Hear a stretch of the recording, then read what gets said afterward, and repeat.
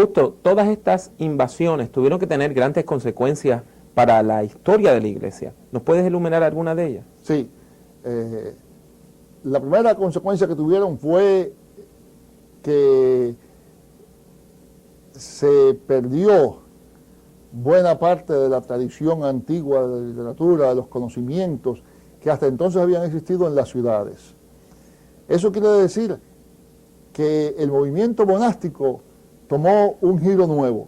Antes había habido gente siempre que se habían dedicado a llevar vidas ascéticas, vidas como monjes, monjas, ¿verdad? Pero por lo general se apartaban, se iban al desierto, a un lugar por allá solos, o era un grupo pequeño, no se dedicaban principalmente al estudio, se dedicaban a la devoción, a veces hasta mortificar el cuerpo, es decir, castigar el cuerpo, todo eso, a la contemplación.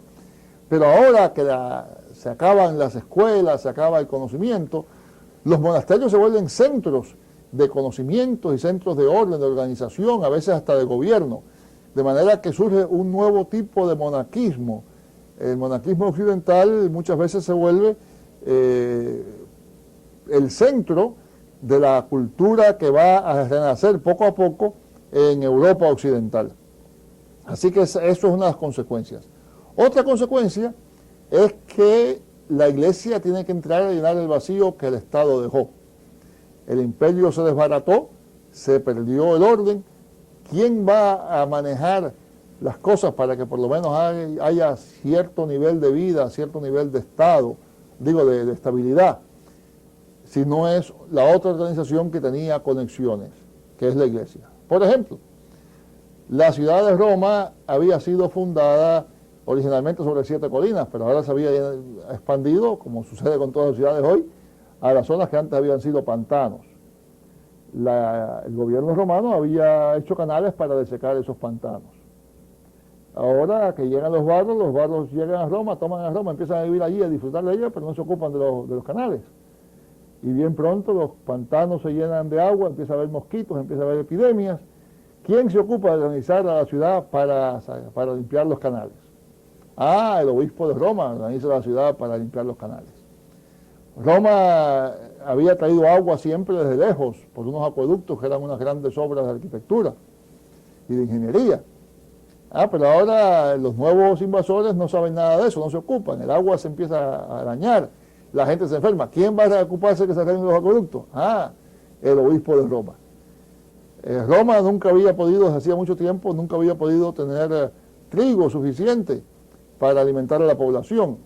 Hay que traerlo de Sicilia. ¿Quién va a ocuparse de eso? La iglesia, y la iglesia el obispo. Quiere decir que los obispos van aumentando en su poder y muchas veces van hasta teniendo una función civil, gubernamental y en algunos casos hasta militar, organizando la resistencia contra algún nuevo invasor. Y eso a la postre va a llevar a la centralización del poder y va a llevar al gran crecimiento del poder y la autoridad del obispo de Roma, que llega el momento en el cual se vuelve el obispo principal de toda la iglesia occidental, lo que llamamos el Papa. Esa es otra de las consecuencias. Hay muchas otras, pero me parece que esas dos son posiblemente las principales. La tercera, quizá, para decirlo rápidamente, es que en una sociedad en la cual la muerte está siempre rondando, en la cual la expectación de vida se vuelve muy corta, la gente muere, los muchachos mueren jóvenes, pues la religión tiende a centrarse más en el tema de la muerte, en el tema del sufrimiento. Y la religión cristiana, que había sido siempre una religión de esperanza y de gozo, se vuelve ahora muchas veces una cuestión lúgubre. Para dar nada más con ejemplo, la comunión, que se había celebrado siempre como una celebración de la resurrección de Cristo, como un ensayo, una práctica del banquete celestial, de las bodas del Cordero, como una fiesta.